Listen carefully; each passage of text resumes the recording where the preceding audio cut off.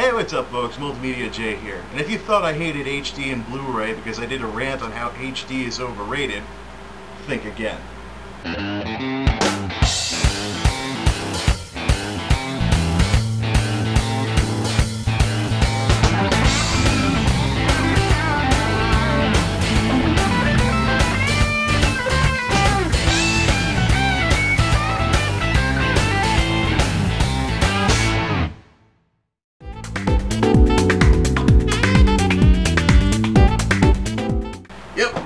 Something from Newegg arrived for me this afternoon. Time to have some fun here. Yeah, so I don't give HD or HDTV any more credit than it deserves. I'm certainly not going to blow it out of proportion, but that doesn't mean I'm not going to enjoy it either. There have been some recent events that have taken place that have made me actually want to start messing around with Blu-ray. And I've actually been planning on finding some way to get some Blu-ray support added into my monster of a system. Well, monster as in it's kind of Frankenstein together. I don't have like a super kick-ass computer or anything, but it is kind of hack job in terms of how everything works. I think I'm way overdue to do another monster video showing how I've got everything hooked up. I did something similar earlier, but that was back when I still had my tube TV and no widescreen on my desktop. But that's another story altogether. But anyways, I was going to get a PS3, but then I stopped playing consoles an awful lot. And why should I do that thing where I buy a PS3 just for Blu-rays? I figured, what, let's take an alternate route and add Blu-ray support to my computer in some hack job fashion, and that's pretty much what I'm doing here. Another catalyst to me wanting to do this is that Amazon.com, as of the filming of this vlog, has a sale going on where they're selling Blu-rays for about the same price as we get a DVD during the heydays of DVD. So instead of movies costing over $30 for the really hot titles, they're capping out at like $20. You can get Blu-rays for like $5, $10, $15, $20 instead of $20 plus. I mean, hey, if Blu-rays cost the same as DVDs, I'll be glad to pick them up. And then when Blu-rays always cost about the same as DVDs did during their heyday, then I'll really get involved with this format. But for now, let's just get the darn thing working in the first place. Let's go set this up. Many hellos to you all. Nah, I've done enough Ashton's impersonations. Let's take a look at this thing, shall we? This is the Plextor PX-B310U USB 2 external BD-ROM drive. What a mouthful. Or BD Combo Super Multi-Drive. What a mouthful. Anyways, yeah, it's a BD-ROM drive. BD-ROM, of course, being the name for computer Blu-ray drives, much like DVD-ROM was for computer DVD drives, and CD-ROM was for, well, computer CD drives, duh.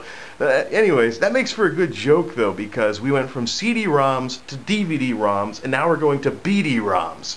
So we've gone from C to D, and now we're going back to B. So basically, Blu-ray made us go backwards. Darn that Blu-ray! But anyways, okay, enough joking. Let's look at this box here. Cyberlink BD Suite. It's a 6-speed BD-ROM. The fastest speed that I could find at this point was 8-speed. And the reason why I went with an external drive is because Blu-ray is still a maturing technology, and so I don't really want to start messing around with the insides of my system until we get to that point where the number, so to speak, stops increasing. So for DVDs, it was like, what, 16 speed is when it stopped, and then we've got CD drives that are capped at 48 speed. Now we've got 6 speed for BD-ROM, but I have seen some 8-speed drives out there that cost more. The reason why I want to do an external drive is because of a little something called duty cycle, which is a measure of the wear and tear that a drive takes, so the time it's running versus the time it's actually doing its job. And one of the things I like to do with emerging technologies like this is buy a special drive just for that technology. So that way I'll use my existing combo drives for all my mundane stuff and save this for Blu-rays and other such stuff. If it plays DVDs better than my existing combo drives, I'll use it for DVDs too. But that's the rationale here. Save this for Blu-ray and put the wear and tear on the other generic drives. So yeah. BD Suite. We got some specifications on the back that nobody on YouTube is going to be able to read, and what's in the box.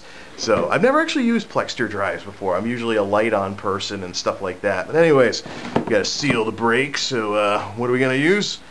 Redneck box opener. Let's get that sucker off there like that, and just get this tab open. Let's see what's inside this little beast. Oh yeah, looks like your typical run-of-the-mill. Flip the case over and lift it up. Hopefully I don't break the drive doing this. Okay, that's enough of the box. Goodbye, box. And let's lay everything down here. Let's see, we got something like that. We got a white box. We got a plastic bit. This is, of course, the vertical holder, which I never use. I realize they're so fashionable these days, but I hate having drives standing on their sides, because some jackass always finds a way to tip everything over and it breaks something, and the rest is history. Obviously, it looks like a CD and a cleaning cloth. I recognize that blue fabric anywhere. This is a USB cable. There's supposed to be an AC adapter because it's self-powered, and I imagine that's what this is. And now we've got the unit on the foam. Let's get this crap off of here, and goodbye foam, and hello Blu-ray. Oh yeah, this should be real easy to set up. It's in the bag. Uh-oh, now it's no longer in the bag. Now it's just wrapped. Oh, please, it's sticking to it too. We got all this humidity because, I don't know, Florida can't keep its air to itself. Oh no, I get what this is about. Because it's shiny black, it's a fingerprint magnet. So, keep all the fingerprints off of it while it's being handled or something like that. Okay, anyways, look at that, nice and shiny. Ooh yeah, it even doubles as a mirror. Nice shiny Blu-ray drive. In the back you've got your USB and you've got your DC and you got an external power switch, all that fun stuff. And this thing's just a little, it's actually about the size of a Wii. Or, well, that's kind of not a good thing to say, because the Wii is roughly the size of an external drive anyway. It's one of the things I like about it. But yeah, I imagine it goes in its little vertical holder thingy like this, but I don't use vertical holder thingies, so let's get rid of it. Goodbye, vertical holder thingy. And that's it. Let's get the AC adapter out here. Oh yeah, of course. Goodbye, box, again. And that's no longer in the bag. One of these dumb things. It's one of those stupid bricks. You gotta buy a special power strip in order for it to not take up 2 or 3 plugs. Boo! Yeah, anyways, typical cord looks pretty decent. I'm worried more about the USB cord not making it, the power cord not making it, but there it is. Speaking of USB cord, let's take that out of the bag too, just for completeness sake. I'm not going to take the software out because I don't need to take it out of the bag here. So, there we go. Bada bing. Let's go hook up our Hackjob Blu-ray. Ah, the stupid air conditioner can't keep up with this sweltering humidity. Oh, we're rolling. Oh, sorry about that. Anyways, no, actually the Plextor drive looks like it's a little bit bigger than the Nintendo Wii, but I don't think I'm going to keep this here. I wanted to be in a different spot. So just for size comparison, here's the Plextor drive and the Wii. It's just a tad bit bigger. It's roughly the same size horizontally and stuff like that, but vertically there's a little bit more size to it. Anyways, alright, let's get that Plextor drive off that poor little Wii and hook it up right.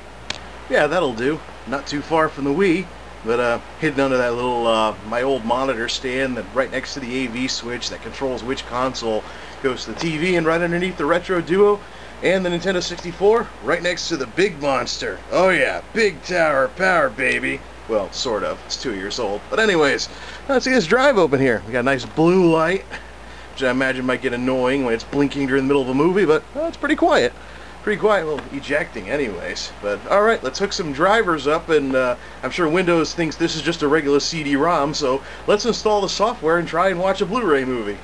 Okay, there's the star of our show. I gotta be quick about this because I just shut off all the fans and the air conditioning, so it's gonna be sweltering in like 5 minutes if I don't get this done quick. But here's the software. We've got a utility CD of some sort, and we've got the BD Suite, which I think is the Blu-ray playing software. So let's pop in the utilities disc, mute the volume coming out of the speakers, and let's see how loud this thing gets when it's spinning up. See whether it's like a Xbox 360 or not when it's playing movies. So open up, nice blue light, pop in the utilities, and let's see what it sounds like as it spins up. I'm installing the software on the drive itself because I'm sure this is one of those DRM things where the software won't install unless you actually run it out of the drive that it's bundled with. So see a nice blue light here, and see how much of a jet noise it makes. Ooh, no jet noise at all. Not even a... That's cool. Let's install the program.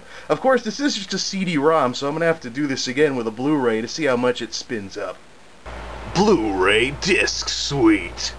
Sweet. Yeah.